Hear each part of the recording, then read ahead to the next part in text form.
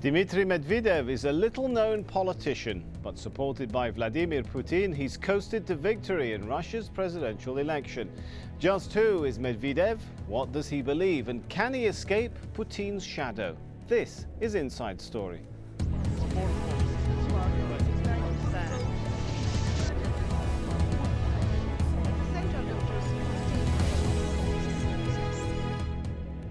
Hello, I'm Sami Zeidan. Well, the results are in, and Dmitry Medvedev has won the Russian presidential elections in a landslide. Medvedev took just over 70% of the vote. His closest challenger won less than a quarter of that. Well, the results put current President Vladimir Putin's hand-picked successor in the Kremlin, and Medvedev's pledge to make Putin his prime minister, helping Putin retain some power. The president-elect says he'll carry on Putin's work and that his policies will be a direct continuation of Putin's. But not everyone's happy with the election results. Two of Medvedev's challengers are threatening to go to court over the results, and outside election observers question the fairness of the vote. Well, who is the man who won the election? Well, like Vladimir Putin, Dmitry Medvedev grew up in St. Petersburg, and both men graduated in law from Leningrad State University. Jonah Hull now has more on the man who will be Russia's next leader. The man who owes his career to Vladimir Putin has succeeded him. By all accounts, shy, hard-working and officious, the diminutive Dmitry Medvedev, former law professor, one-time Kremlin chief of staff and first deputy prime minister, is now Russia's president-elect. Medvedev and Putin have been friends for 17 years. As the Soviet Union collapsed, the younger man worked with Putin in St. Petersburg's mayoral office. Medvedev's later rise through the Kremlin ranks meant he was never far from his mentor's side. Medvedev's later appointment as chairman of state gas giant Gazprom meant he kept a close eye on Russia's mushrooming energy giant, the Kremlin crown jewels. A nose for business, the stomach for politics, and unquestioning loyalty made him the perfect choice to ensure Putin keeps power even after leaving office. Medvedev, at least at this point, is not his own man. He owes everything, his nomination, his high popularity and his assured victory to Putin. So at least early in his presidency, we should not be prepared for change coming from Medvedev. Another matter is we will have two centers of power, two men of high authority now. This is new for Russia. We do not know how the authority will be distributed between them. Medvedev has never been a much heralded public figure. As a young man, he studied law in St. Petersburg, attending the same institute as Putin and Lenin. Today he is lionized, but fellow students remember him without much sparkle. He's a calm, balanced character who could tell jokes and be jolly in the right circumstances, but of course here in the law faculty he was always very serious. As president-elect, Medvedev presents as a pro-Western liberal, promising to cut taxes and red tape, tackle corruption and reduce state involvement in big business. His favorite band is Deep Purple, and he's struck a decidedly un-Putin note on the question of restoring essential freedoms. Freedom is better than no freedom. This is the basis of human experience. We're talking about freedom in all its guises: private freedom, economic freedom, and freedom of expression. That might mean Dmitry Medvedev goes on to restore a friendly face to Russia's foreign policy as well. He's pledged to work closely with whomever is elected US president. All very well, provided the next president gets his name right. Medvedev, whatever. Yes. Yes. Ultimately, though, real reforms in foreign and domestic policy will depend on how much the new president is able to distinguish himself from the old. With no power base of his own, Dmitry Medvedev may mean well, but he's unlikely to strike an independent path anytime soon.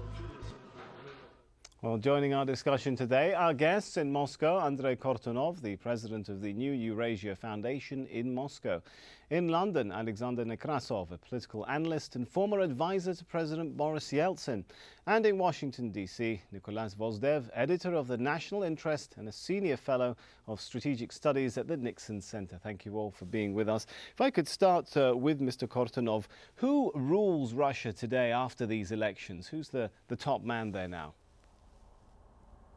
Well, I would venture to say that right now it is still Vladimir Putin, because it will take a couple of months for Mr. Medvedev to get his inauguration and then to form the new government. So for the time being, it's definitely Vladimir Putin, and he will remain the most influential person in Russia for the next couple of months. Once that transition takes place, though?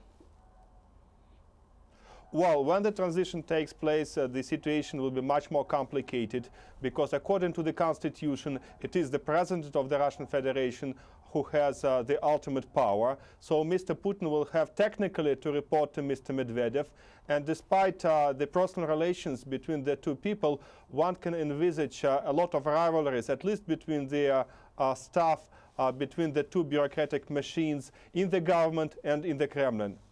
All right, let's move over to Mr. Nekrasov. Can you really imagine Putin playing second fiddle to Medvedev? After all, he's been something of his mentor.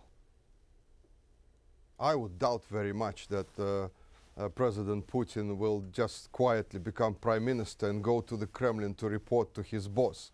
I suspect this whole plan was worked out so that Medvedev gets his approval, and basically Mr. Putin was saying to the voters, don't worry, I'll stay on and watch him work. I'll personally think that Mr. Putin will fade away quite quickly and probably watch from a distance. He's got fade a lot away of quite money, quickly, as they say, and watch from a distance. You can really see him submitting his weekly report, perhaps even being sacked by the new president. Can you really imagine Putin falling into that role? Well, I personally, I don't think that he will ever become prime minister. I think it was just a trick, to convince the voters that Putin will stay on. I think that Medvedev will be on his own there, obviously with some sort of influence from the background. And just like Putin, for example, it's very naive to think that Putin was making all the decisions himself and that he was totally independent from everyone. He has his loyalties. He had a job to do, to manage certain groups of interests, and that's what he did. And I don't really think that President Putin in his 8 years in power was really obsessed with making Russia powerful and with making its economy powerful. I think he had quite a lot of other agendas. All right, let's bring in Mr. Nicholas Vozdev into the discussion here. Is the role of the President and the Prime Minister about to change because of these elections? What do you think? Well, one of the things we have to look at is, again, and I think as we've just heard, it's not automatic that Putin will become prime minister. That's what everyone expects, but we still have to see that nomination actually be made. Look, there's a variety of ways that you can manage this. If you decide to rephrase or reconceive of the power of the president in the Russian constitution as being the power of the executive branch, where powers can then be transferred from the president de facto to the prime minister, that's one way of moving it. You could have a French-style cohabitation between a very strong prime minister and a president, or you can have the scenario where, in essence, this is a transition, that even if Putin becomes prime minister, he doesn't have an intention of staying around in that role for a long period, simply to get certain policies into continuity, and then he can move on. We also still have other unknowns about whether or not there are other positions he could end up taking beyond just a prime minister. But what do you think then, of all those scenarios that you've presented to us, what do you think is the most likely one? I am leaning towards the cohabitation scenario. That is that you have Putin, at least for a short period, moving into the prime ministerial role, wanting to put this sense of that there's a united course direction for Russia that everyone agrees on. This may still be necessary because not all of the factions in the Kremlin perhaps wanted to see Mr. Medvedev become the successor, so you may still need Putin as a prime minister to absorb several of these people. But I don't see myself at this point one of the scenarios which is laid out, which is that of a violent or hostile break at some point in the near future between the two of them. I think that there are a number of understandings that are negotiated. As we can point out, a number of negotiations were made when President Yeltsin passed power to President Putin, negotiations about who would or who would not be prosecuted, who would stay in what cabinet positions and for how long. Afterwards, did Mr. Putin have to accept certain holdovers from the Yeltsin administration? So I assume we have a similar situation now where there's a whole series of accords that have been negotiated and that will play themselves out over the next 18 to 24 months. That's an interesting point. Mr. Kortunov, how key is it when we start to see the cabinet seats being filled? How key is that of an indication as to what direction Medvedev is going to take? Well, I think that changes will be incremental. I don't think that we will see a radical change in the cabinet, that we'll see too many new faces around. But what is important, I think, it is the overall direction of the policies. And I think that there are certain important nuances that distinguish Medvedev from his predecessor. In a way, one can argue that Mr. Putin has exhausted his agenda. He was supposed to put the country back on track. And he's a person of a certain experience, of a certain background, of a certain professional skills.